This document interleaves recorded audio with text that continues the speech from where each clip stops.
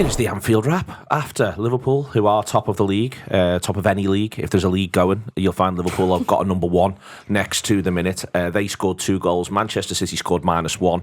It was a comprehensive victory for Liverpool over the course of the game, and it was an absolute pleasure. I've got Paul Senior, Rob Gutmann and Beth Lindop from ESPN all here. And later on, we'll have Yana Daniels from LFC Women and Karen Carney talking about Yana's project, The Woodscape. That is all to come. But before then, we are brought to you by Peloton, and until the 9th of December, which is a week today, so you've got a week today to get on board with this. You can find your push, find your power with up to £500 off a selected Peloton bike plus and tread packages at onepeloton.co.uk. This is the bit I have to read word for word accurately. Offer ends on the 9th of December 2024. Internet connection and Peloton all access membership at £39 per month required. The terms apply, and if you see onepeloton.co.uk, you can see them there. But we are partnered with Peloton, and we're absolutely delighted about it, and they're also the official digital fitness partner of Liverpool. I have not been on the Peloton this week, and I feel an element of guilt at this point reading this out that I haven't been, but I've been busy and I've had an ankle injury. I feel like I'm over the worst of it now, Beth. I no longer have open brackets ankle 2 weeks closed brackets next to my name, so this week I'll be back on. Yeah, you're no longer a late fitness. No, I'm not. Fitness concern. No. I powered through to do a little bit of the fundraising cycling. You know, I think it'd be great on a Peloton. Dominic's the boss, because he just doesn't run out of energy, does he? He would just go and go. So yeah. He'd wear them out. Yeah. the motivator. If he's listening. Jesus, Dom, you've got this. He really have got this, Dom. He's got it 100%. So yes, we are with Peloton, and we're very, very pleased to be partnered with them for the most of the season as it goes. All right, let's talk about the comprehensive victory, Paul Senior. And it was a comprehensive victory in all phases. Liverpool outdid Manchester City. They dominated them for a period. They kept them at arm's length for a period when they had to suffer a teeny little bit. City couldn't muster a decent shot, and then Liverpool took the game away from them. It was about as Liverpool were tested in all the ways you can be tested, but Liverpool passed it with flying colours. Yeah, absolutely. It was one of them when you was driving to the ground, you were wondering what sort of game you were going to get, and there was an air of confidence around obviously our fan base, which I never like, especially coming into them games. It sort of felt like it was going to happen, but then I've known Manchester City long enough, and we've been in intense rivalries for long enough now, where you think they could very much turn up today and just be Manchester City of old, and they could actually beat us. And thankfully that wasn't the case. But I was expecting City to just get on the ball early and play a bit of a possession game and try and calm us down, and it never came. We were on the front foot from the get-go. I mean, the first 10 minutes is just astounding from what Liverpool do there, and in the end we didn't have to really break a sweat. It was, Beth, just dominance. I mean, that first 20 minutes was absolute. You know, they had them everywhere. It actually reminded me of the Newcastle and Chelsea games from last season, but it was against Manchester City. They had them absolutely all over the place.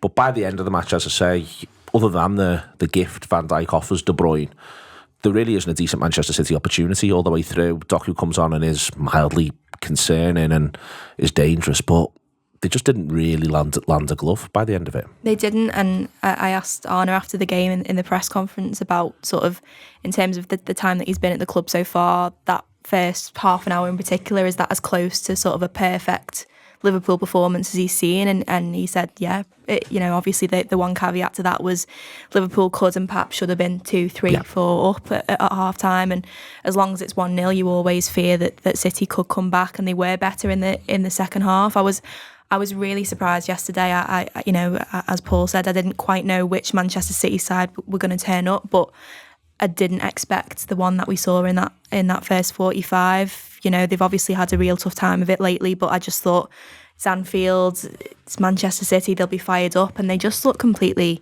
out of ideas. You know, they seem to be constantly looking to create their own problems. They look short of confidence. They very much remind me, of Liverpool. I said this a couple of weeks ago, but Liverpool of 2 seasons ago, when they just looked a little bit tired and in need of a spark. And we know, obviously, after that, Liverpool, they go out in the summer and they revamp the midfield. And last season, it was a different team who, for most of the season, were on course to be in a title race. So I have no doubt that City will come back, but they look a long way off that at this point. It's one, Rob, where that was the frustration, as Beth sort of phrased it, which was at half time. I was just thinking, well, if this was 2, then I'd have felt utterly at ease. It really was as simple as second half. I always felt all the way through, which is the case with any side that you face. If it's only 1 goal, someone's got a puncher's chance. Someone can deflect in, someone can strike one from 20 yards. There can be a moment of brilliance where they go, there's a set piece. But that was it. That was my only real concern. And even as the second half sort of unfolded, that remained my only concern. And the other flip side of it is I sort of got the impression if in the first half it had gone 2, it probably would have gone 4, as Beth says. That was the oddity of that first half period. It had everything but Liverpool doing what they should have done to the scoreboard. Yeah, but as you said, but for the scoreline, but for the fact that it's famous Manchester City of late, you're actually having quite a calm experience that you can't quite process, I thought. And it starts... I'd been nervous coming into the game because I thought, as Paul sort of hinted at, we were sort of set up to fail in a sense. The optimism was high. They were at an all-time low. This was their opportunity to show their colours, to the great reset. The best teams tend to be able to find themselves again in the biggest of games, whatever their form's been like. So you thought there's no way this isn't going to be a mighty challenge. I was still saying, within a good couple of hours of kick-off, anyone would be crazy who wouldn't take a draw now in this. Be crazy because we've got an 8-point lead and we've got the other side. We'd have avoided the peril of possible defeat and being hauled into 5 points. That will do. 8 points on Man City is a gift from the gods. Never looked that in the face. But when their team dropped, I looked at it and I looked at it again. I thought, they're not scary anymore. They're not scary. It wasn't until I actually took time about 10 minutes later to look at their bench and went, fucking hell, that might be the best bench I've ever seen if I was just watching the game. But I thought, none of those fuckers are starting and he doesn't bring people on lightly. So I thought, whatever's happening here, they're very, very frightened and we've got a real chance. And it was almost, and you saw it from second one, is whatever shape City have been when they've come to Anfield during the Klopp era, and usually it's been in good shape. They've always started quite fast because they're aware of what a Jurgen Klopp, what Liverpool and Anfield basically is all about. So they've always started fast. They just as the first time, and usually we've drawn their sting actually after about 8-9 minutes. We say on these shows, City started well, didn't they? But then we got them, we came into the game, and then we hit them on the first transition, and we never looked back on the good days. This one was not like that at all. We had them from second one. Yeah, Rob's absolutely right there. That's sort of what surprised me actually. I thought obviously in the wake of what's been going on with City, I just thought they'd be set up to just get the ball and just put Liverpool back in their own half and quieten the crowd, and that the absolute basics of coming to Anfield, and they couldn't. And I think what you're saying of what the Liverpool-Manchester City fixture has tended to look like has been a Jurgen Klopp versus Pep Guardiola fixture, where maybe Jurgen would have wanted a bit more frantic from the get-go, but this new look Liverpool, you just don't get that. You're not afforded that luxury as the away team at Anfield. It's unless you're Nottingham Forest. But you've got to look at the fixture now and the way things are going with these two managers. And Liverpool weren't going to let Manchester City have a sniff. There's, Beth, in it, there's a couple of moments early on where they just looked, to Rob's point about pace, they also just looked short of confidence. They went back in themselves or each other. Particularly, I didn't think. It was fascinating. After the goal, about sort of 30 seconds later, Foden goes down, is injured, and Bernardo Silva's chairing about 3 different committee meetings going around the pitch. And also, Silva was, I thought, almost the de facto captain on the pitch yesterday. He's so important to him. And their manager, put him in the middle of the pitch, deepest, like, I need you to fix a lot of this. And he went round and he talked to different groups of players, like, we've got to do this, we've got to do this, because they've been so far all at sea because of what Liverpool had done. All their ways to play out weren't working. Every little bit, they couldn't press Liverpool in an intelligent way.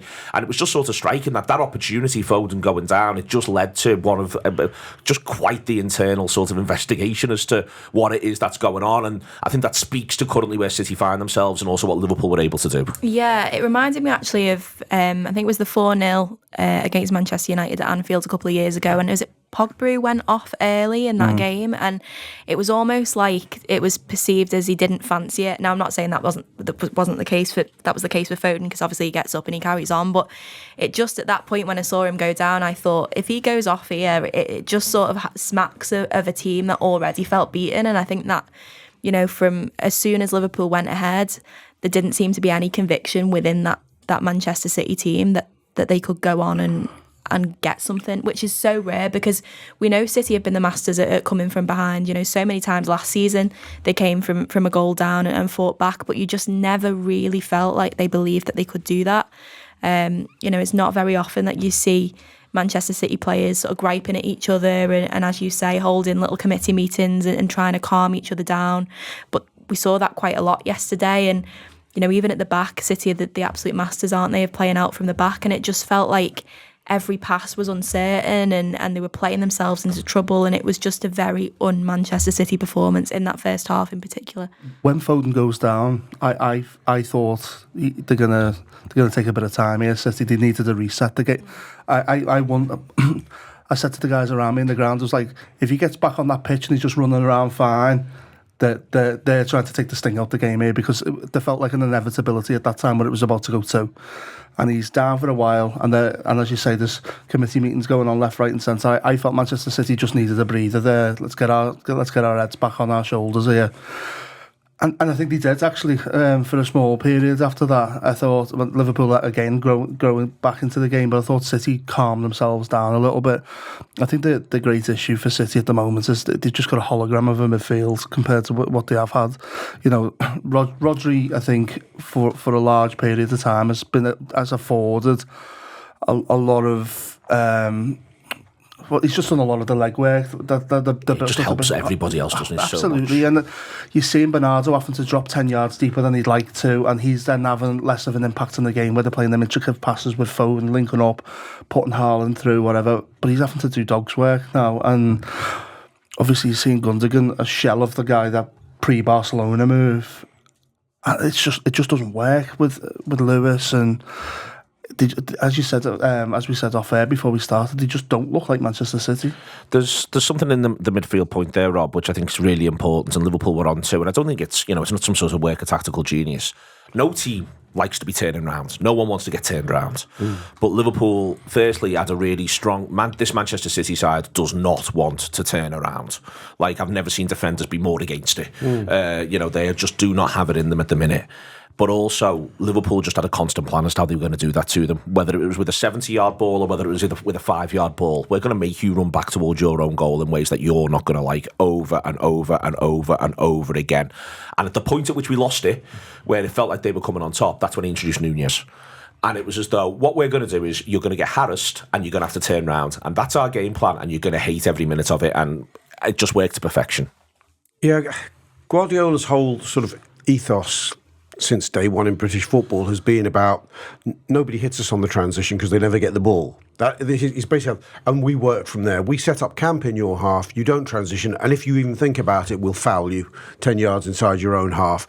And by the way, even if you do breach us, we've got elite defenders with real recovery pace, and a keeper whose positioning is sensational, awareness is great. But he needed that alchemy to get them out of jail, and only against the better sides.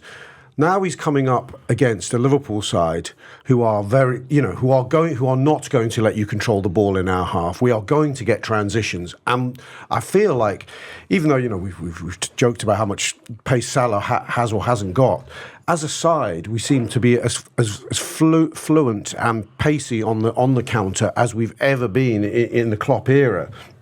But now as much through midfield runners. We have Trent's outmarch. You've always had Trent's outball, but it's coming from deeper than maybe it came in the peak Klopp years. We've got it was a combination. We had too much power for them on the counter, in the transitions, and they had no answer to it because they didn't have those centre mids like the Rodris and the whoever's to sort of do a little tug or even get a last ditch foot in. They didn't. Kyle Walker, as we were talking about beforehand, hasn't even got walking recovery pace, never mind running recovery pace. Just doesn't look fit. Just looks so far away from being fit, and at the age of 34, that's no good place to be. Kanji can't turn round. It's issue after issue. The one name on the team sheet I was looking for not being there beforehand was John Stones, one I thought would give them a ghost of a chance. And when his name wasn't in the squad, I thought this is too good an opportunity to miss. There was an interesting thing you said there, Neil. I think it's absolutely spot on. Was the 5 yards or 50-yard ball, whatever it may be, that ball over Ake's head was on all day. Yeah, all day, and we talk about Mo Salah as is he 33? 33 in June. Yeah, nearly 33. He'll ring in, you see. You've got to be clear. He's very aware of how old he is for reasons. But that you talk about Salah's pace and the physical stats of this game or the in decline, whatever. He had them on toast when that ball was over the top. Yeah, I think that all the way through, Beth, you know, as I say, the 5-yard ball was on. Liverpool always looked to have a runner, someone coming on either side of whoever it was carrying the ball. Then you've got this, you know, Robertson plays one through to Gakpo. It's a great ball, but it's as though Liverpool have gone and at the time when Robertson plays the ball, Gakpo's not just onside, he's onside by about 3 yards, and he ends up breaking through because he's going at full momentum. And I'll say again, the City players do not want to turn around. Ake is probably their quickest and fittest defender at the moment, and he's almost concerned with what's, you know, inside him on the one hand, so he's giving room for that ball, and then the big ball goes there, and then the little ones, and all the way through, City just were not able to go with runners, to cope with runners. Yeah, I think probably the biggest difference yesterday is Liverpool at the moment look like a team full of players all on the same wavelength, and that allows for that range of passing, the sort of the intricate little passages of play where they're making these 5-yard passes and the little runs, and as you say, there always seem to be a man available to take the ball, there always seem to be a runner, whereas City just sort of look like they don't have a clue what page they're on, and they're all on different pages. And it goes back to, I think Ryan Gravenberch said after the win over Real Madrid, he was speaking to Dutch TV after the game, and he said we were playing rondo. It was like we were playing rondos in their half at one point, and I just think it's a team that is just oozing with confidence at the moment. It all stems from the manager, I think, and from how composed Arne Slot is on the touchline. But I just think the relationships now that are forging within this Liverpool team are really, really special, and it always feels like, you know, the lads have got each other's backs and they know what's going on. And yeah, I thought yesterday was just sort of the epitome of that.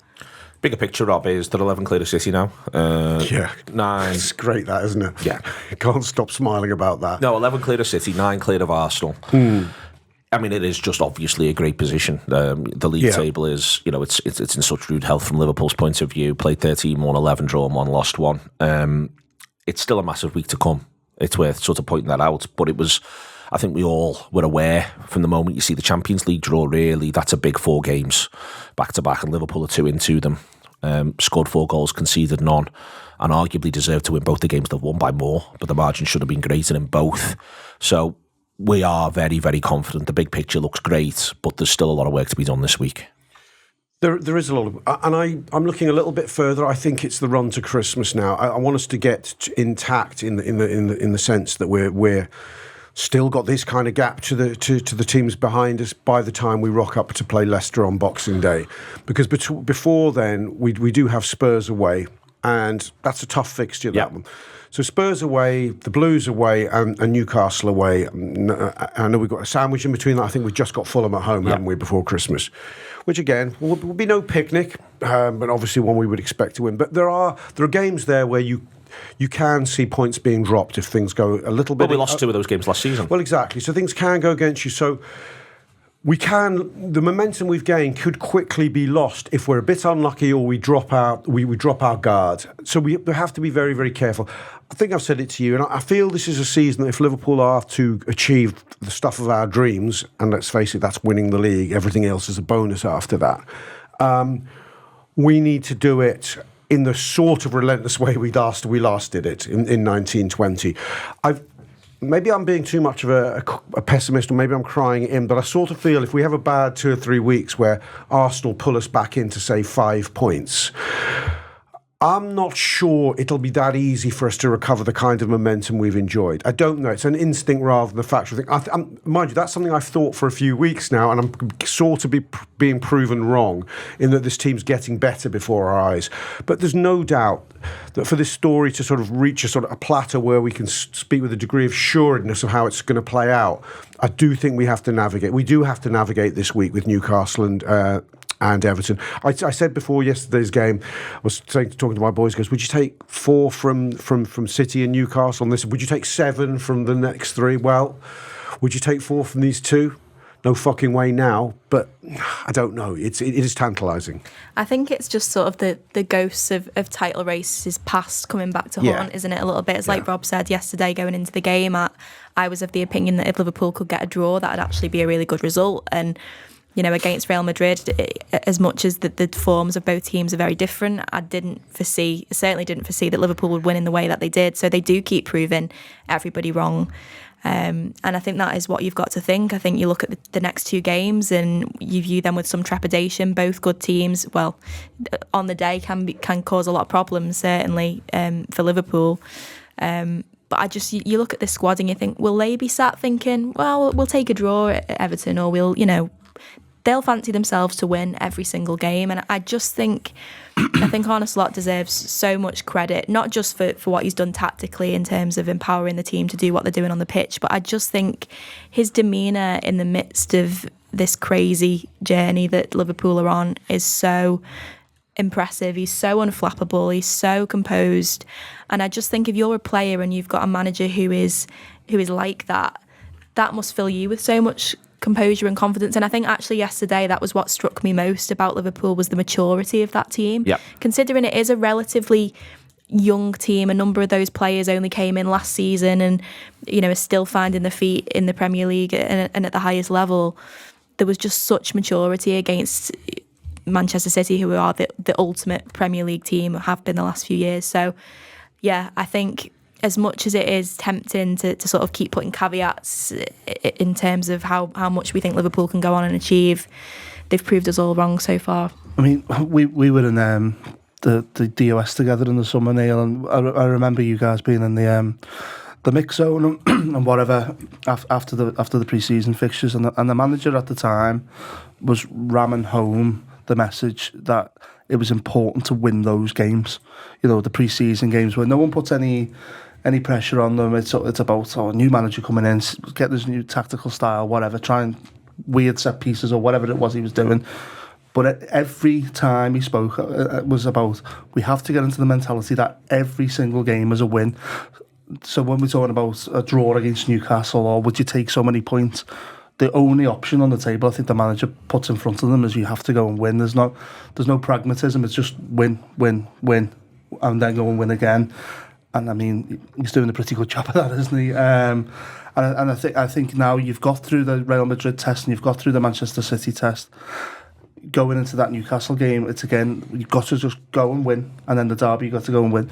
The luxury we're being afforded, and it's become really apparent, I feel, is that Curtis Jones, one of the best players in the league at the moment, you can take him out, Szoboszlai in, you can do the reverse, and then probably against Newcastle you've got your 6 in brackets forwards to choose from for the season. We've got a luxury there which other teams aren't being afforded, and when these games come thick and fast as they are now, I think you should and you really will see the benefit of having that squad depth, because it was clear yesterday with Manchester City they just didn't have the legs. It's John Givens from the Anfield Wrap with a quick interjection to let you know a little bit more about a fantastic offer at the moment at Anfield with LFC Tours.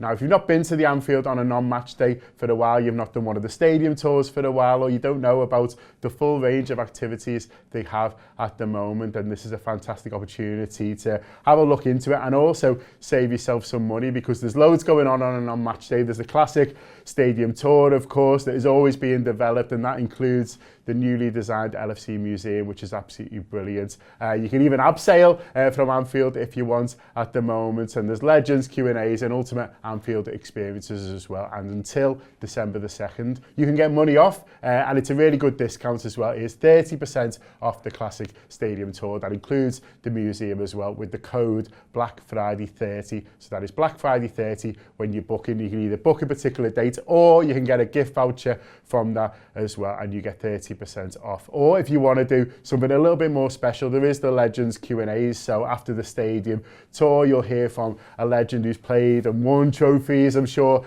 for Liverpool Football Club, just to hear a little bit more from them and maybe a chance to ask a question there yourself as well. Or there's the Anfield experience, or the ultimate LFC experience as well. They are really special. I've been lucky enough to go on one of those, and it makes you feel like an absolute VIP and maybe a Liverpool player yourself. Or also there's the Anfield abseil, so if you're brave and you want to tackle that, there is that as well. So if you can see yourself abseiling from the top of the main stand. Why not get stuck in? Because at the moment you've got 20% off all of those with the code Black Friday 20. Like I said before, you can book for a specific date, or you can get a gift voucher for yourself or a family member for Christmas as well. So get ahead for Christmas with LFC Tours. If you're interested in finding out more about those experiences, or you want to book, you just need to go to lfc.tv/tours. That's lfc.tv/tours and get stuck in. Absolutely. Want to move along and do some of those individual performances of the players that Paul mentions.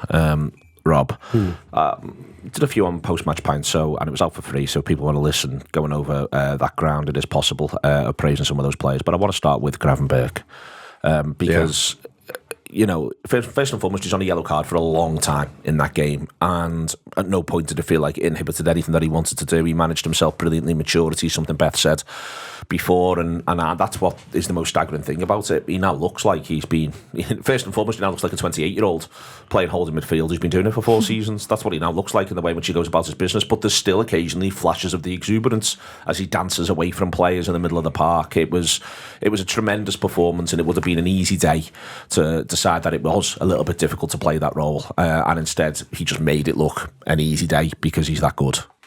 Yeah, I think I don't know if he's man of the match yesterday. I had him in my thinking whilst thinking about that question. I had that in my thinking after Real Madrid. I think he's man of the week, man of the biggest week in recent times. His performances are reaching a really, really, really high level. I mean, what is he, 22? He's in his 22nd year now, something like that.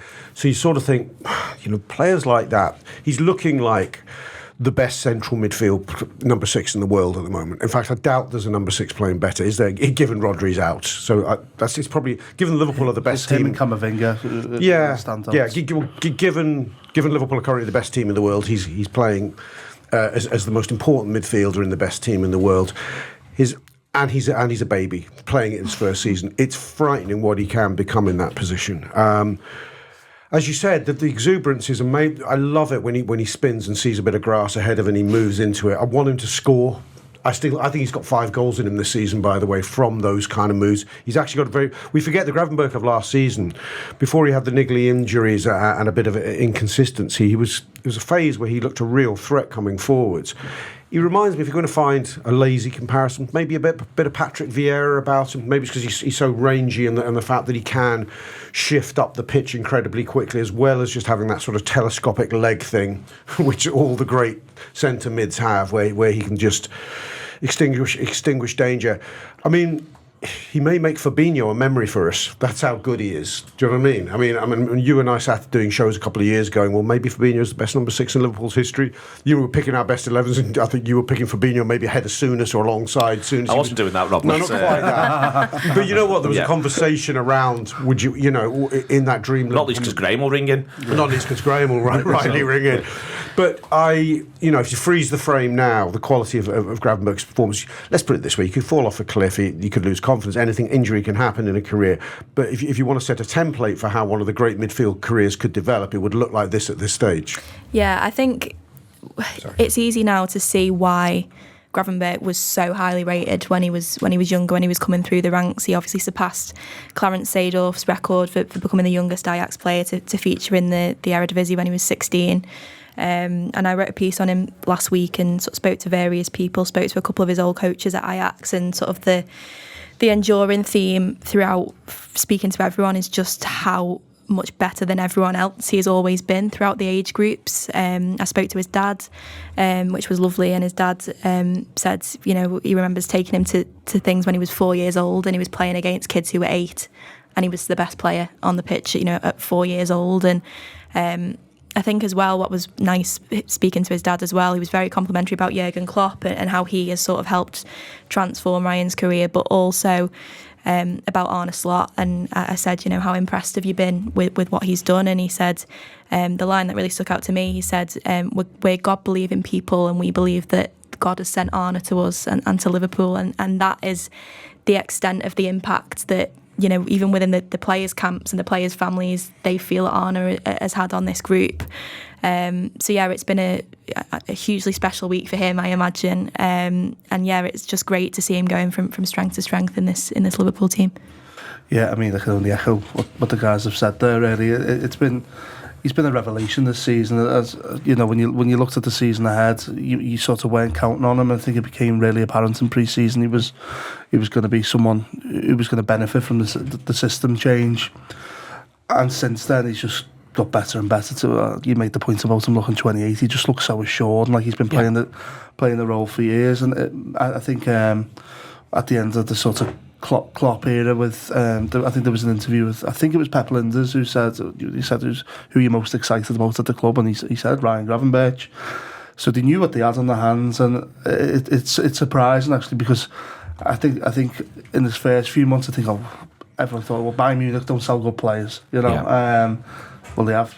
Yeah. So they do. And, you know, I think obviously when we bought Thiago, you're like, well, they knew there was a right time to maybe sell him. There's been the absolute opposite with Ryan Gravenberch. And sorry to just cut across, there was a point, people echoed this a while back, there was a point where the two star boys for world football in midfield were Bellingham and Gravenberch neck and neck with each other. And I think this season Gravenberch's gone past him. I'm going to say that out loud. Bellingham last season, why not? Yeah, no, Bellingham last season, wins the Champions League, fair play to him. Yeah. But Gravenberch's playing better than him this season. But also has got a good chance of winning one himself. We are top of that league, it's worth remembering. That's one of the leagues we're top of. Yeah. There's loads of them. Just loads. Justice League. Top of the Fair Play League, the Justice League. I don't even know what that is really, but we're top of that as well. Extraordinary Gentlemen. Yeah, we're the top of that one. Yeah. You name it, that's what the top of. Paul, his partner though, I thought was back-to-back. What I mean by back-to-back is 2 years on the bounce in this fixture, Liverpool versus Manchester City. I think the best midfielder on the pitch is actually being Alexis McAllister. He was that again yesterday. I thought he was just tremendous throughout in all facets of midfield play, backed everyone up. He was part of why Gravenberch could take the opportunity every now and again to go, was because he knew what he was leaving next to him. I thought he was just a business again. Yeah, and I thought he was in the week against Real Madrid as well. I don't know what to say about McAllister. It's just every week I just think he's brilliant. I feel the same about Gravenberch. I think that the two together, fantastic. I think they were helped with the guy ahead of them as well yesterday. I think the energy of Szoboszlai suited the game. Yeah. But there's the 1-2s between him and Gravenberch that get them out of tight situations, and Liverpool are on you. I'm really enjoying. There's a game for Curtis, there's a game for Szoboszlai. I think the balance in midfield. Ahead of the game, I was thinking, it's Jones, something neat and tidy on the ball, maybe a bit of pressure from their midfield. But actually, Szoboszlai I felt was the right move. But McAllister seems to be the glue that makes the whatever the three may be work, because he's really the constant, isn't he? You don't see many games without him in, and he goes again and again and again. He doesn't seem to get many rests. But his performance level doesn't seem to waver either. I think he looks a magnificent midfielder, and as time goes on, he looks even better value, doesn't he? He does. He's got that rare trait as well, where within about 5 minutes, he looks like he's knackered, like his face is bright red, bless him.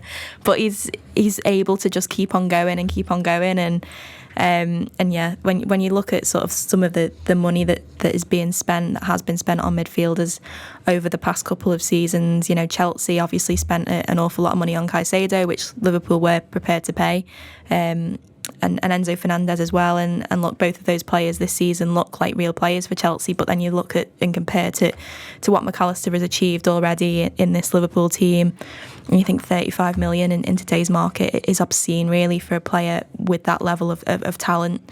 So yeah, another tremendous performance from him yesterday, and completely agree with Paul. I think just that partnership now that he's got with Gravenberch is really, really important for Liverpool. They were all I'll include the subs. Even Harvey, let's be generous, they were all at least 8 out of 10 as far as I'm concerned yesterday. So let's be clear about that. And the captain, we know that he is quite literally one of the best players ever to play the game. So I almost just want to say that's the case. He makes the one error. Apart from that, he's absolutely flawless all game. He's tremendous. Hat-trick. Yeah, that's maybe the other thing that you might reflect on as well. I think maybe he could have done a little better with that. But let's park him, because I want to talk about the two players either side of him. Robertson, there's been a couple of question marks people have raised about him this season, and then also the idea of back-to-back games, big back-to-back games. How would that go? And Gomez stepping in for Konate, and I thought they were both the absolute business. I thought both of them were absolutely brilliant against Manchester City. Yeah, but when we say people were doubting Andy Robertson, where are they now? Do you know who's doubting Andy Robertson? The manager. The manager was doubting Andy Robertson. And on the evidence before him, he had a point. He actually actively picked Tsimikas ahead of him a couple of games, and quite recently. And Andy gets back into the side because he's rotating his fullbacks. And I think Tsimikas got injured as well, obviously. But Andy Robertson is back. There's no doubt about it. How much we may have to manage his minutes a bit more, and we can't in the immediate present. But he was sensational. I had a strong feeling he'd show up yesterday. You could see against Real Madrid. You know, he's a special footballer with a special mentality, and he's always saved his best for Man City. But he's always been there's some memorable Robertson cameos against City down the years, aren't there? And yeah, he was sensational. I heard you talking on the post-match show about, is it the ball through to Gakpo? Yeah, it's gorgeous. Yeah, one of many, amazing, I thought, pretty high XG chances we had that second half in particular, where they're very lucky to get away with. But yeah, it was a sumptuous ball. And Joe Gomez. Yeah. Again, I mean, it seemed a long time away from the time people doubted Joe Gomez, where he, I think there was a sort of nadir for him. How many years was it? 2.5 years ago, it's Napoli where we got turned over. I think he has an awkward 22-23 season where there's crimes all over the place, but Joe was so often at the scene. He was unlucky. I did find it strange, the discourse in the summer, that he was being discounted as an option in our centre half pool. I didn't understand the logic of that really, other than that he'd been very, very competent in both full-back positions and as a deputy in centre mid last season. That didn't negate the fact that he could still do a job for us as a centre back. Now, he was sensational. He was as good as he's ever been. Again, it was no surprise he delivered that performance. I think this mature version of Joe Gomez backs himself, even if you haven't played him for 10 games, to come in and give a performance. It's interesting to see where his journey will go from here on in. Konaté's out for 4 or 5 weeks. A salutary reminder that Konaté's body, even though it's a contact injury, doesn't perhaps deal with contact adversity that well. So Joe's chances may come thick and fast this season. So I very much don't want him to go. I actually had a fear before Konaté's injury that we may be seeing Joe going in January, because I thought... He hadn't started the game. Yeah, he hadn't started the game apart from in the League Cup, and I thought him and his agent were going to go, fuck's sake, my career's just ebbing away here. I could play for England, I'm that good, and Liverpool aren't giving me a sniff. Now he's going to... He's all sniffs. He's all sniffs. Touch wood, he doesn't pick up any knocks himself, and he hasn't been shy to be an injury-prone player in the past. So we have to hold our breath a bit on that. But if he can stay fit, he can stay on this side, he can make it hard for man of the season, Ibrahima Konaté, to even get back in if he can maintain this form.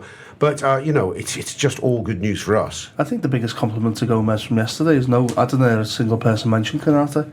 I think Konaté has been our player of the season, maybe slightly ahead of Gravenberch.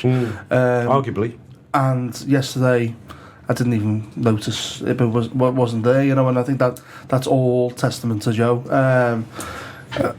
I was an enormous Joe Gomez fan, and then I was a very worried man about Joe Gomez's career, and sometimes you don't come back from injuries or whatever, but Joe Gomez has earned the right to play again, and you never thought last season that he would get himself ahead of Quanta again, and he has done.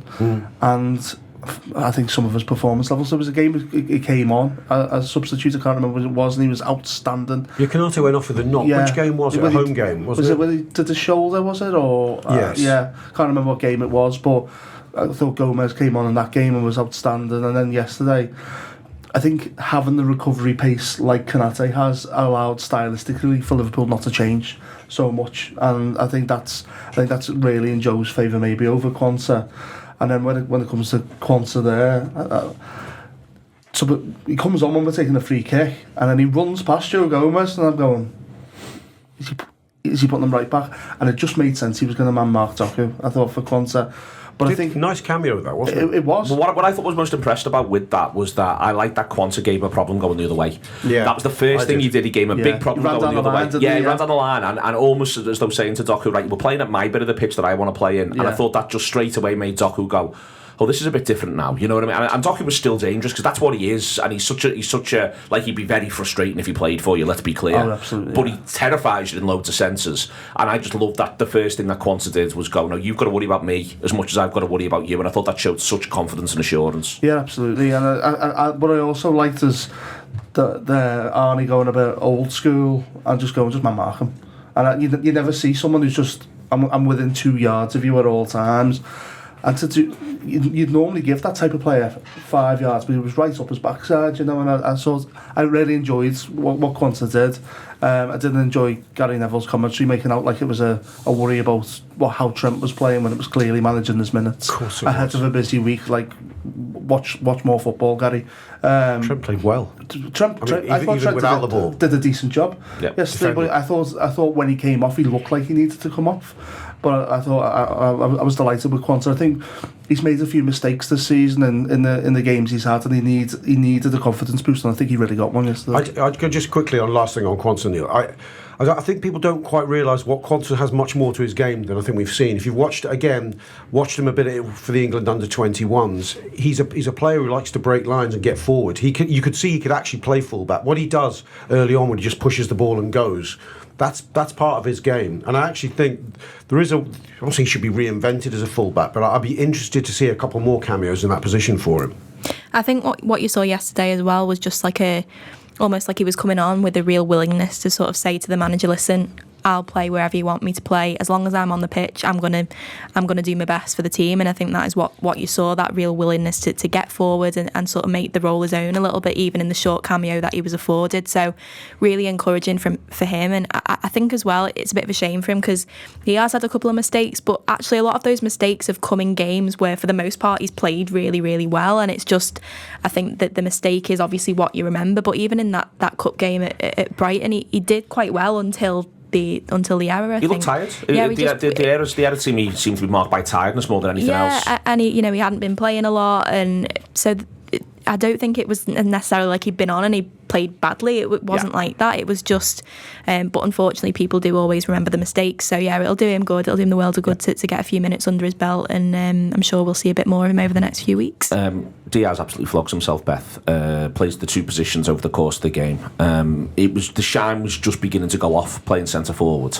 At the moment at which he moved out of there, but then when he moved out, it's intriguing. You know what I mean? He's where he is to win the penalty after Nunez has come on, and I think that shows at the minute. Firstly, his confidence, but secondly, that Liverpool can deploy him wherever they see fit and expect to get results out of them. Yeah, I just think it's really interesting. I had this thought before the match when the team came out. First of all, about Joe Gomez, because there's a world where, Liverpool spoke to Newcastle about allowing him to leave in the summer. There's a world where he might not have been at the club, and Luis Diaz in the second half of last season was a player who was constantly being linked with a move away from Liverpool. A lot of people saying get Anthony Gordon in, and I completely understood that at the time. I sort of felt the same, but then you look yesterday and both of them were excellent, and you think, maybe Liverpool's recruitment team do know what they're doing. So but I thought Diaz was excellent yesterday, just completely ran himself into the ground. He's another one like Szoboszlai, just never looks to be losing energy, and that's so important for, particularly in that second half when Liverpool were, I don't want to say on the ropes because I don't think they were ever really on the ropes, but when City started to turn the screw a little bit, just having someone with that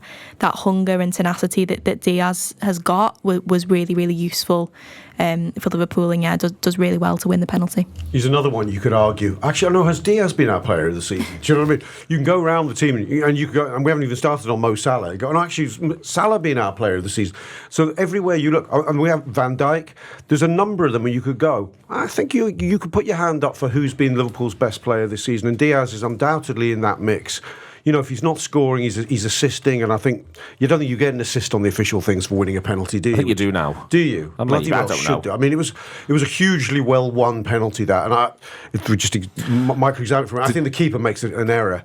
It is not so much in the foul, and he fatally hesitates at the moment he could have gone forward and been there. He was slow to react to the danger there. Did you have a moment of screaming at Salah not to be offside? I had that in the ground. Yeah, offside! Oh, it's okay. Yeah, I wasn't quite sure what was going on. But it was in the face of the game. We were just going through them at will. I mean, it was within a minute, was it, of when Salah did go through and missed that sit? It was a bit of time passed. Yeah. Okay, maybe just, I mean, we go clean through on them with the Gakpo chance, we go to the Salah chance, when Diaz wins the penalty.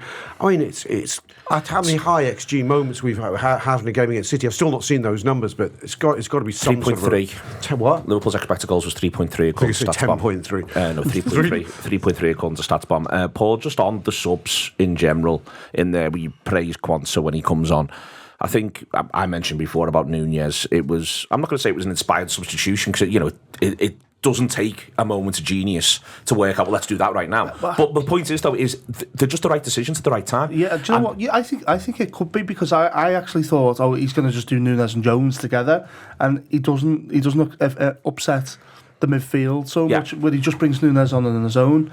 And I was surprised by that in the game because I thought it was just an obvious sub to make, but actually, when he brought Nunez on, who does he take off? He takes Gakpo off, obviously. Yeah. The tactical moves around the game suited it so much to get Diaz off the left. You got the best version of Nunez. I think one of the last times I was on the show, I called him the thickest footballer I've ever seen, Nunez. And I actually feel like he's evolved a little bit this season. Don't get me wrong, he still does things that frustrate the life out of me because I know he can do better. But that's the best version of him yesterday. A real number 9 performance. He put himself about. He fought for everything. They hated him. I adore his new pressing game that he's found. I think he's everywhere, and he's a fighter. And do you know what he is deep down? He's a winner, and I love winners. And you could see was he made a tackle or something at our end yesterday, and he was like sort of fist pumps to the cop. I love that live wire when you can get that version of him. But also I thought he was pretty smart in terms of where he was putting himself, the channels he was running in, whatever. He was chaos, but in a good way. Yeah, I've never, honestly, I thought that City back four was like, is this fella for real? Is this going to stop anytime soon? Must be knackering. He just clattered around the place, but he pushed them 10 yards back. I thought they immediately went, well, we can't come up all the way up here now, because they were actually beginning to almost start in our half a little bit at that point, Beth. And as I say, it was the timing of the substitution. It was absolutely spot on from the manager. He nailed that one. All the subs came on and just got the tempo and got what they were meant to do and played it to perfection. I thought Jones was excellent when he came on as well. Yeah, I think as well, if you compare Nunez and sort of what he did in that last, how long was he on for? 20 minutes, maybe? Compare it to what Haaland did. And of course, Haaland is greatly superior in a number of categories, chiefly scoring goals, which is what you want from your number 9. So I'm not sort of saying that he's better or anything like that, but just in terms of, I think Haaland is one of those players who, when he's not scoring, and that is a rare phenomenon, but when he's not scoring, you do sort of think, what is he contributing? I think he had something like 14 touches yesterday. He never had that many, did he? At one point. I mean, they could try and use him a bit more directly because I actually thought he looked like a bit of a menace. To be honest with you, he gave Virgil a bit of a torrid time, but he's don't bring him in. Form, Neil. No. Haaland, he scored something like 17 goals in 18 games or something like that. He's, for a team that's struggling, he's still delivering. And you are right.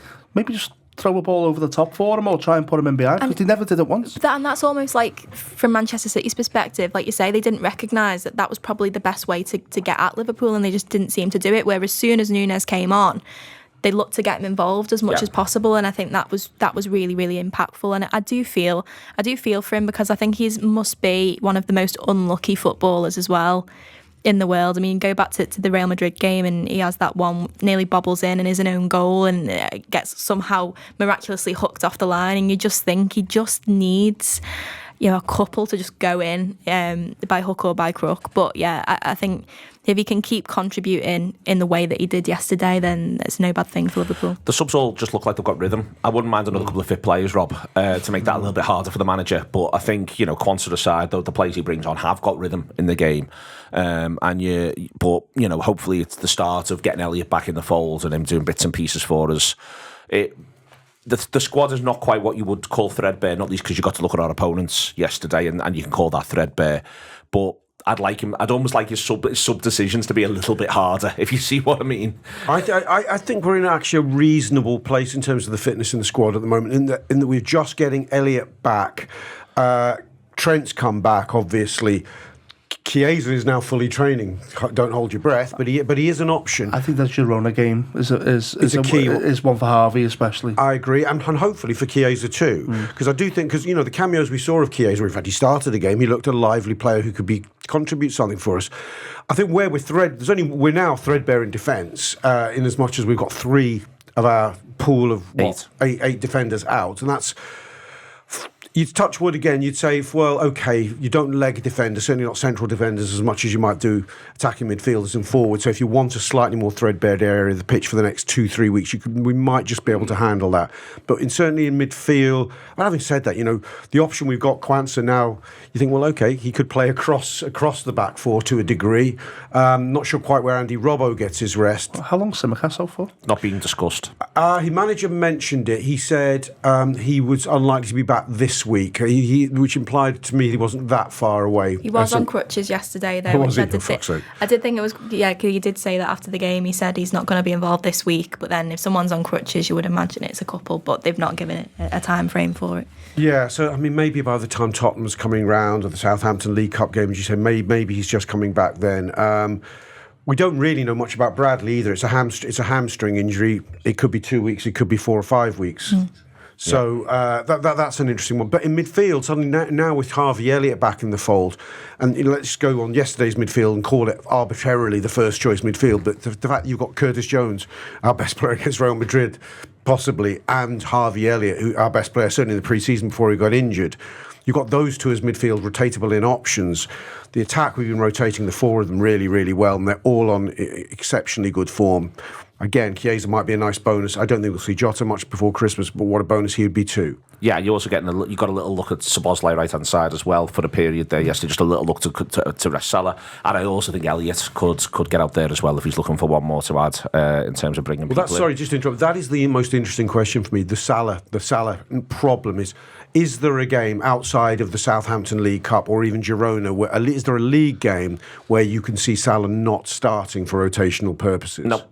That's the issue. Try to tell him Mo Salah's not. No, at the minute, but I would be picking Salah in every game. I would rest him for Girona and I would rest him for Southampton, and then it's just a game a week, Rob. I think this is why this week's such a big week, and I take your point before about the run into Christmas, but what happens actually is if they feel as though they can make changes for Girona and it's a quick turnaround time and there's travelling involved, so if they can, great. But then, Southampton is a League Cup game, and the gaps are actually quite healthy. It's even Christmas isn't as bad as it could have been. It's worth sort of saying. The deal we did with the Egyptian national people in the break has served us in good stead. Absolutely. Indeed. All right, coming up now, we've got Yana Daniels and Karen Carney talking about Yana's fantastic business, the Wood Cycle, and with Visa talking about second careers for footballers. It's Neil Atkinson, joined by Liverpool Women's Yana Daniels and former England international and woman of many parts, the wonderful Karen Carney, to talk about the Wood Cycle, which is a project that Yana's been working on, and it's been supported by the Second Half, which is a project that Visa have been working on and Karen's been integral to. We're going to do both of those things, but I want to start with the Wood Cycle, mainly because Karen would kill me if I didn't. So, Yana, let's talk us through what the Wood Cycle is. There's lots of examples of it on the table in front of us here. I'm wearing a Christmas decoration with an Anfield Wrap logo on, very gladly, very happily. You've been working on this in your life for a period of time, but now it's become something that you're looking at specialising in once your playing career finishes. So explain to everyone listening what the Wood Cycle is. I think from youngs, I just started building tree houses always loved wood. And now playing football, you just start to focus on one thing in your life, but I'm getting older, so one day I need to do something else, and I just always love doing things with wood and being hopefully a bit creative. And I just thought maybe I need to start thinking about it for real, because my career will end there one day. Well, let's start let's talk about the creative bit, and we'll worry about the career bit in a minute. These things that you're making, obviously what you brought to us is a lot of stuff with Anfield Wrap logos on right now, which is great, but you've got a whole range, partially which is going through Liverpool, and other stuff that you're working on as well, of you sort of dealing with, let's say, recycled wood, the wood that you're finding, wood that you're going to forests to pick up.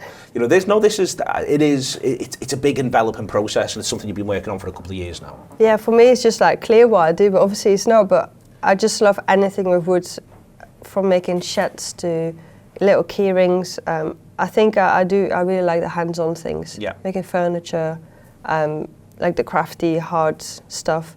But now I'm more into like little gadgets and, I don't know, Christmas decor. Yeah, I think through the whole year things change. In the summer I love to be outdoors, making tree houses, anything, chicken cubes. like weird stuff, what I like. But now in the winter, you're more inside, so it's more the little gadgets and Christmas decors. So you're doing Christmas decorations at the minute, and you've got a laser cutter that helps you do all of this, but obviously you've got to go through the process of making them and bringing them to life. Yeah, the small little gadgets I can make with, it's more IT, laser cutting, design and stuff, but like the candles and your Christmas decor that's from a forest in the rural. Yeah, it was a fallen tree, so one day I took my chainsaw, took a piece home and then made some Christmas decor with it. And at the minute, loads of those, we'll come back around onto this, but loads of those Christmas decorations are available at the minute through the Liverpool website. Yeah, well, it's unbelievable. Yeah, it's still unreal that it all went ahead, and we had talks like a year ago, so it's like a long process if it's possible, and also with my football, if it's too much or not. But I really want to do it, and I just love to do it. And normally I'm quite bored after training, I'm at home, and that just keeps me busy, so yeah, I love it. Karen, well, you've been working with Yana, which you have been through this second half programme with Visa. Yep. The work that you've been seeing her do and the development, she's talked there about a year-long process here to reach this point with Liverpool. The development of it behind the scenes, it's very intensive. It takes a lot to be able to build this additional career on top of Yana's football career. Yeah, I mean, first and foremost, she's a brilliant football player, as you know. But obviously, like Yana mentioned there, you're not solely defined by football. You put everything into your football, but it doesn't mean that other projects are not a detriment of your playing career. So like Yana says, then in her spare time, when she's at football, solely focus on Liverpool, and then when she's out of her time, then she can be creative, and she's been superly creative with the wood cycle. And like I mentioned, Yana came on the second half programme, 18 months or so ago, and she jumped on calls with us and went through the whole programme, which I'll explain in a bit.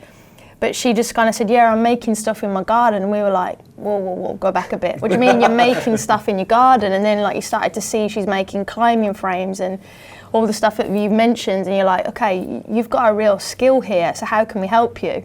And like I said, nothing that Yana does or anything that we encourage is a detriment of your football career. I'm a former footballer. That's your thing. Make sure you're good at it. But in your other time, go and express yourself. So then when we started to have those conversations, you're like, well, how can we make this a thing for you? Because you're clearly talented, you've clearly got a gift. And she got paired with a brilliant mentor. I'll let you explain on that in a bit, at Barclays, who worked with us on the second half of Visa. And with the mentor then, you turned it into this business opportunity and then approached a football club, Liverpool. And I have to say, I'm not a Liverpool fan, but I have to say, massive kudos to the football club. They've always been fantastic to us when we've asked them about the second half. And then to embrace Yana in her projects and to sell her products in the football club and bring her into that catalogue, that family. And for me, not only then is Yana, Liverpool women's football player, but she's Liverpool family and can sell her products to everyone in the Liverpool community. And I think that's exactly what it should be for me. Like I said, you're a footballer, but if your football club can help you in other ways, like Liverpool have, then for me that's incredible. And in life people get opportunities, and hopefully at the second half we've enabled Yana to have opportunities, but she has to take them, and she has. Well, that's part of, let's talk about what the second half is, the work that you've been doing with Visa, the work that you've actually led on from the outset. Yeah. It is for women footballers coming towards the end of their career across the board, isn't it? Well, what it was is when I retired, Visa came and said to me, look, we recognise that we can help off the pitch. We're obviously a massive supporter of women's football. We're a major sponsor of women's football. How can we help them off the pitch? Yeah. And I just retired, and honestly, when you're in retirement mode, you'll speak to lots of different players, and I'm sure you have, that have come out of the game. It's a horrible time. You've got no team, no environment. Your body's, I spoke to a couple of players who've talked to me about this, like your body, it gets to weekends and your body's looking for something to do and it doesn't understand why aren't we doing this. Yeah, it's really lonely, it's really daunting. And so when Visa said to me, do you want to come and create this kind of, at the time, retirement programme, I said, yeah, because I'd seen my mates go through it, both men and women go through that retirement phase. And I was like, I don't want that to happen to any future player. Like I took that quite personally. Yeah. But what we worked on was actually creating a programme. Actually, if we upskill players like Yana that are still playing, it actually doesn't become bang, one moment in transition that you retired. It can be a smooth thing and you're in a better position. So, look, Yana, we want Yana to play for Liverpool for the next 5-10 years, however long she can and wants to. But when she's ready to make that jump, she's in a better position for doing all this on the side as well. So yeah, we have, you know, training programs, mentoring, networking, internship, work experience. And Yana's been through that program, and we're really proud of her. So you went through a mentoring program. How was that when that first started? I think I actually applied quite late. I missed the deadline, but all the girls in the team were talking about, and they were like, yeah, it's a program that no one really knew, because I think it was quite new. I think I joined the second year it existed. Yeah. So we didn't really know what it was going to be, so we just joined with 4 or 5. And it just made you realise what real life is. Yeah.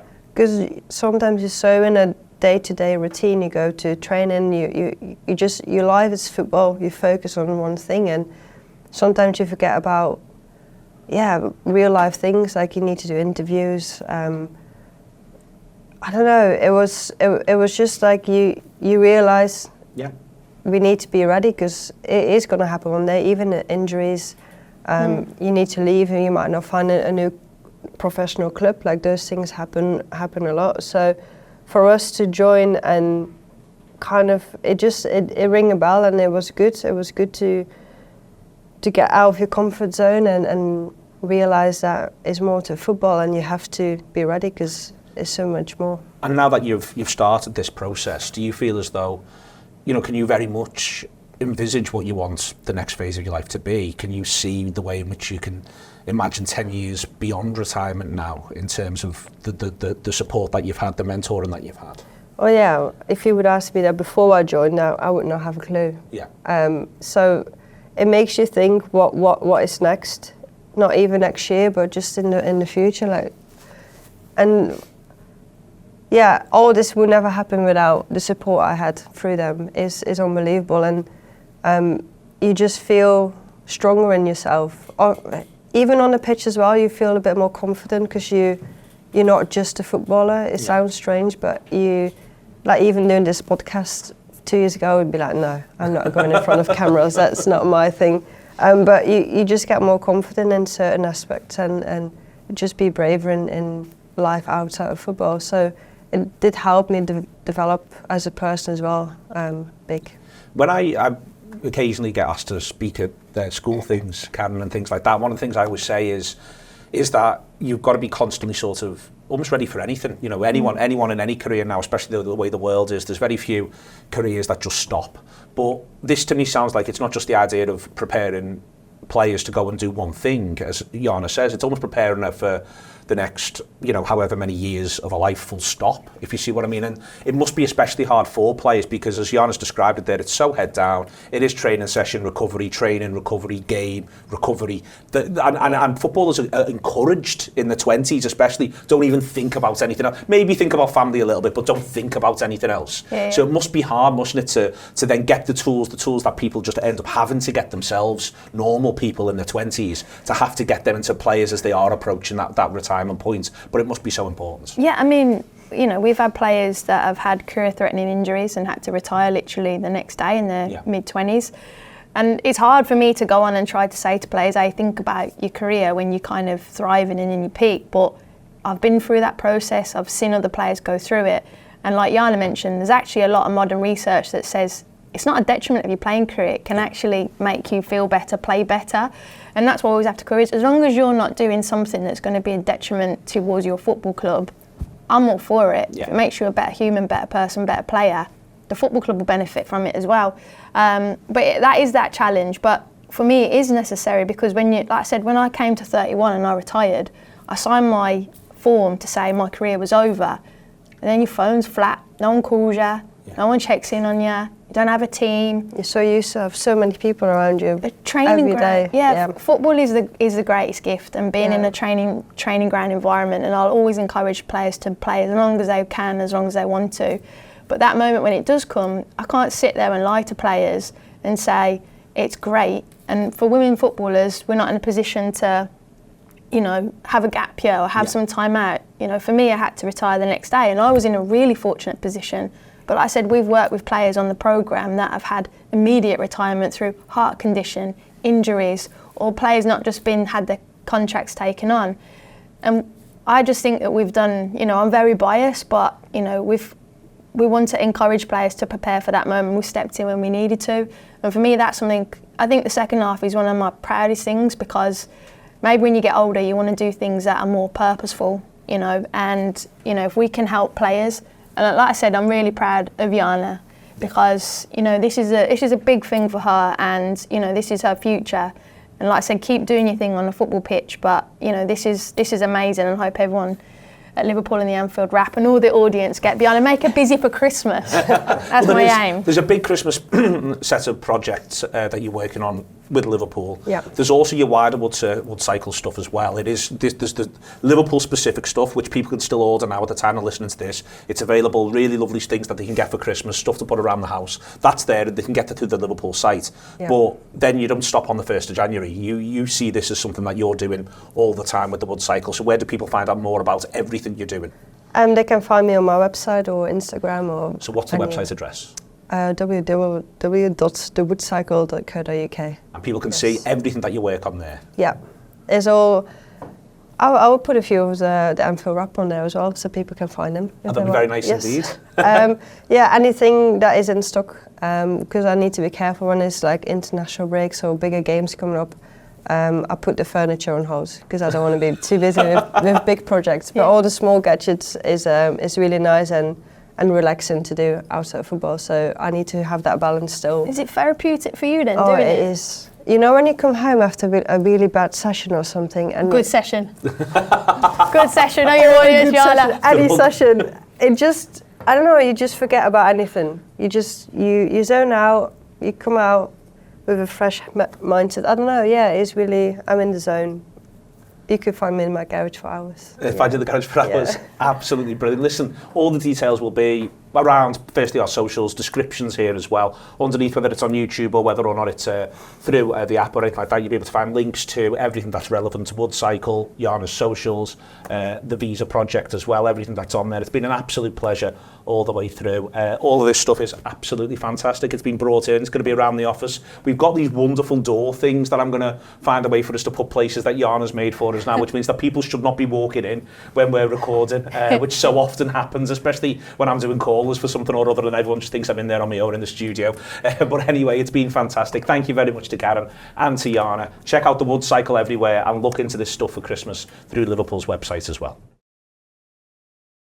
Marvellous stuff. Do check all of that out. It was a pleasure to have Yana in and Karen as well. And we've got lots of fantastic stuff which you may well be able to see. I've seen during that if you watched it, and we'll put it all on social as well. It's on my key ring now as well. It is absolutely brilliant work. Genuinely, it really is. I'm beginning to think about furniture. So if you check out woodcycle.co.uk in there as well, loads of really, really good work and good bits and pieces on there. And there's stuff available through the Liverpool Club shop as well, all the way through on that. Last week was the Anfield Wrap free week. I hope you enjoyed it and you got stuck into it. Do consider subscribing off the back of it. That's one of the reasons why we do it. And also do consider whether or not there is someone in your life who could do with an Anfield Wrap gift card for Christmas as time ticks on. You can buy that one pretty much whenever you want as we approach Christmas. So gift cards are available for the Anfield Wrap, but subscriptions are always available as well. And in March next year, we are planning to go to Australia to do live shows. So that is coming up in the international break next March. Where I haven't got specifics yet. We hope to have by next week, but the plan is coming together. Mr. Hannon is working himself as he always does and getting introduced to a lot of people to pull it all together, but we're hopeful to be able to announce dates next week for live shows in Australia after Liverpool have won the Merseyside derby. Hopeful for all those things to come together. I'm not saying that all I'm thinking about is the Merseyside derby, but I barely can conceive of Newcastle at this point in time. I saw their second half against Crystal Palace. Rob, they were all graft and they were no guile. I've spoken to Alex Hurst from True Faith this morning. It'll be in pre-match warm-up. He could not agree with me more. They didn't have a shot after you expected goals. Newcastle's expected goals for Crystal Palace away 0.03. Jeez, that's not a lot of chances. Well, they were 1-0 up on the 95th minute, but it was an own goal. It was a great own goal, and that it hit the lad's legs 2 yards out, so it's right the way across the box. Anyone could have knocked it in, so it's worth saying it's a quality own goal if you sort of see what I mean. But they are not creating very much at all. But they've got results against Arsenal, results against City, because they've got tons of graft and they're a big team. Yeah, I read an interview with Anthony Gordon from yesterday. They're telling themselves that story coming into the Liverpool game. They're clearly nervous about it because they know how good we are, and it's going to be in front of their home fans in a night game, so they know that's a big game for them. But then they're telling themselves, look what we did against Arsenal and look what we did against Man City. Well, look what we did against Man City. You know, I'm worried about all games at the moment, but I know we're a much better team than this Newcastle team. And I feel quietly confident about it. John was talking about it on a show last week. I think we feels like we've had the rub of the green up there, and you're fearful that we might not have the rub of the green again. I didn't entirely agree with him. I think what I'm looking for this time, and maybe I'm tempting fate, but I'm looking for us to control them more. They are a team, when you play them on their own ground, there are phases where the crowd will get up and they're going to hurt you, and it's going to be a bit swashbuckling, and they're going to have some chances. I hope, given the evidence you've just presented, that they made fuck all chances against the very mediocre Crystal Palace, that we can control them from start to finish and be quite methodically take them apart on Wednesday night. Yeah, I feel like they look like a team that are a little bit low on confidence as well. So I do think if Liverpool could start strong as they did against Manchester City and, you know, get an early goal and then maybe just try and control things, that would make the world a difference. I do I agree with sort of what John said, in the sense that it's hard to quantify how much of an impact sort of feeling like a team owes you one has in football. But, you know, there was that Fabio Carvalho late winner at Anfield a couple of seasons ago. One of the greatest goals ever scored in association football. And then Darwin Núñez, again, with two of the greatest goals ever scored in association football last season. So you sort of think, like, if Liverpool are to win it, it surely can't be in such dramatic circumstances as that. Liverpool should win. But anything can happen. So I just think, you know, there can be no room for complacency, and I'm sure there won't be within that Liverpool team. Yeah, I mean, I'm always terrified going to Newcastle. I think it's one of the hardest away fixtures that you can face, and I think a night game there will be interesting. I don't think it'll affect this current Liverpool team. I think they're so strong mentally. Stronger than me, clearly. Thank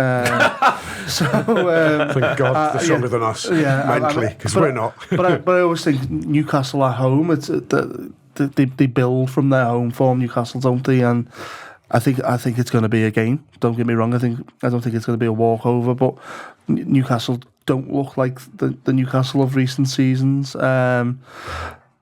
That said, I just think I think we're absolutely going to have to turn up and do the business there. I don't think it'll be a walk in the park, but I back us 100%. What changes do you think he'll make? I think Núñez will start. I think Jones will start. Do I think there'll be anything outside of that? So has he got many more options outside of that? Well, McAllister didn't get booked yesterday because he's on 4 yellows, McAllister. So the next time he gets booked, he's missing the next game. When does that stop? I think he got to get to. I think it's halfway. I think it's 19. So he's going to get another yellow card at some point. Yeah, I'm not sure on that one. But what's the move there to just do something? Well, at the minute it doesn't matter. I mean, he should pick McAllister. I'm not saying he shouldn't. So I think he should pick McAllister. It's just that it is going to happen at some point that McAllister picks up a yellow card. I don't think it matters in as much as there's going to be at some point you've got to give him a rest anyway. Exactly, that's what I mean too. I think you've got to start him in the week. I also think you've got to take the derby element out of Everton and look at them where they are, and they are really, really bad. And I think Evertonian will have a go at me for saying that. I mean, they are shocking. And whether they've got a big week ahead of them, Everton is with the manager there. I don't know. Wolves are on Wednesday night. The Blues. It's an enormous game because you look at Wolves. It's so weird. Wolves. I watched some of the performances and they look all right, and then I look at some of them and they're just 3 penalties, wasn't it? Yes, the other day, absolutely. I mean, that's a record of Clive, wasn't it? So yeah, I think Everton needs something to go in their favour, but I'm not counting on it. I'm certainly not counting on it at the weekend. No, I would rest. I think McAllister, he's played these 2 back-to-back, hasn't he, Madrid, and his fitness was an issue with Argentina, and it's not that long ago. That I'm not saying he has to have his minutes managed, but I'm not sure you just keep playing him. I think I want him in the derby particularly. I don't know why I've got an instinct that the derby more than the Newcastle game, I want him. I think I'd give Szoboszlai... I just think you play him on both. Honestly, maybe. I mean, Slot would, and maybe you take him off. But I definitely want to see... Gravenberch is the first name on the team sheet, really, is, you know, in a sense. I want to see Szoboszlai go again. I think. I'm not sure. I don't know. I feel I want him in Newcastle. I think I want his running power. It feels like a big pitch there. Maybe it's just the angle we always get. No, and it's worth saying you need something that counters Willock, that counters Joel Linton, that counters exactly. his monsters. So if you want those two, then... And Curtis Jones, does he deserve to be left out 2 on the bounce? I mean, we said they're eulogising him after Madrid as possibly our best player. I think, let's put it this way, I'm going to be delighted if I see McAllister's name on the team sheet, but if there's one to say, well, maybe he doesn't play the first 60 and comes on the last half hour and he's freshest for Everton, I'm not going to be unhappy with that. And the manager may just think that way too, because he has to freshen something up. Yeah, I think Rob's actually taught me into that. I'd be quite okay. I'm into the idea also of there being 3 lads in the middle of the park who are 6'2", which is what you'd have with Szoboszlai, Jones and Gravenberch coming up against Gomes, Tonali, Willock, Joel Linton. Yeah, and if you go Andre the Giant. If you go back to the Arsenal, the 2-2, Jones actually really did well when he dropped back a little bit deeper into that sort of double pivot with Gravenberch or with McCall. I can't remember who he was playing alongside at that point, but we know Jones has played there. I know he excelled a bit further forward against Madrid, but I wouldn't be against maybe having him start there with Gravenberch, with Szoboszlai ahead. And like Rob said, have Szoboszlai's running power, have McAllister there to come on if needed. I just think... part of me thinks that Slot is one of those managers who really does think one game at a time, and therefore the derby might not even be in his thinking. But I also think at the minute, Liverpool want as many bodies available as possible, especially for a game like the derby where anything can happen. So I just think maybe it is wise to protect McAllister and just make sure that he is available for Saturday. The comparison fixture for me, Rob, for Newcastle for this one isn't so much last season. It's the season before, 22-23, when they were actually in better nick than they're in now. We went there and Pope makes an absolute fool of himself. They can't handle us getting in behind, being direct, turning them around. I think Nunez starts. Salah's great. There's a lot of Dan Burn making a mess of things. He gets injured, doesn't he, a bit in that game? Yeah. It's just before Madrid, but he comes back against Real Madrid. Yeah. He plays well that day. He plays well, and yeah, you're right, he gets the knock. But there's lots of them not quite sure where to drop their line. And I think that because they want to press us high, that's the thing they do, and that's the thing they do in these big games. I think us having the running power up top is really, really important. But I think that game is the template, I think, where we can, what we should be looking to do, because we deserve to win that day. And at the point where we go 2-0 up that day, it's not dissimilar to City, where you feel like it could have been 3 or 4. So I think that if Liverpool can start well, and you think about the game the season before, where it's Diaz or Keita, Diaz plays off the right and Keita scores to open the scoring in 21-22. Liverpool start well that day as well. I think we didn't start well last season. No. I think the first 20 there, you can. That is a good crowd, but if you can turn them a little bit, I think, and you can turn them to your advantage. Yeah, I think on their day under Eddie Howe, they want to be a bit of a Liverpool tribute act. That's that stylistically. They look to try and harness St James's in the way that we harness Anfield, and they look to try and, to use the phrase that's applied to us, washing machine you a little bit. I think. And I hope they do, quite frankly. I think last season they did that to us a bit. It was very high octane. They ruffled our feathers. Our captain got himself sent off, and it took that almost to calm us down that day. I think it was sort of I suppose it's easy with hindsight, but sort of a blessing in disguise.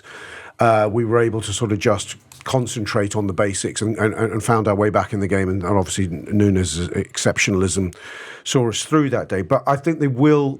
There's no way they're looking for a measured start. They're looking for a fast start and to get their crowd going.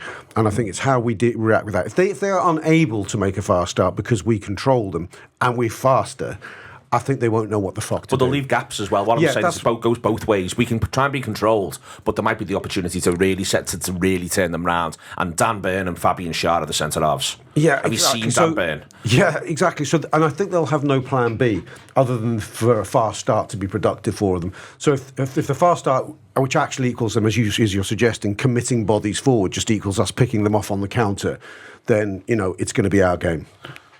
Who do you think's dead set to start? For us? Of the ones who aren't up? super obvious. Well, I don't then. I think it's I think Robertson's got to start. I think Trent has to start. I think the goalkeeper, who by the way we haven't praised here, but the goalkeeper Fantastic. starts. I feel as though I'd be really surprised if Nunez doesn't start. That's where I'm at. I think Nunez is almost guaranteed to start on. Obviously, a ground he had a lovely time at last year. Obviously, we've talked about that midfield with Szoboszlai, Jones. It could be both. The one thing we never mentioned there when talking about resting McAllister's, do we ever give Ryan Gravenberch a rest? No. I'm at that place, and I think that when we were talking about that week with Southampton and Girona, yes, then somehow in one of those two, I think. Yeah, one of those two. Yeah, so. I don't think you'll see major changes in either of these two things. I think it'll just be one or two, like it has been in the previous couple of games. And maybe see what everyone is by the time you get to Girona. I think Nunez and Jones will both come in. I think the question is who for? And are they going to win? Yes, I think so. 2-1 Liverpool. Don't like that. Yeah, I actually don't think we concede. So yeah, 2-0 Liverpool. There we are. Excellent stuff. Good to see everyone optimistic. It will be difficult at St James's Park. It will be difficult at Goodison Park. Both are massively on the horizon. But then Liverpool, people keep saying they haven't played anyone. It's funny and all of a sudden it's fair to say that they've almost played absolutely everyone. Listen, thank you very much to Ash O'Rourke if you've used the images for this. Andy Heaton, because you have to have used the sound unless you are lip reading. And if so, fair play to you. Beth Lindop, Rob Gutmann and Paul Senior. Fantastic after Liverpool were fantastic. Liverpool 2, Manchester City 0, and there is no league that we will not be top of.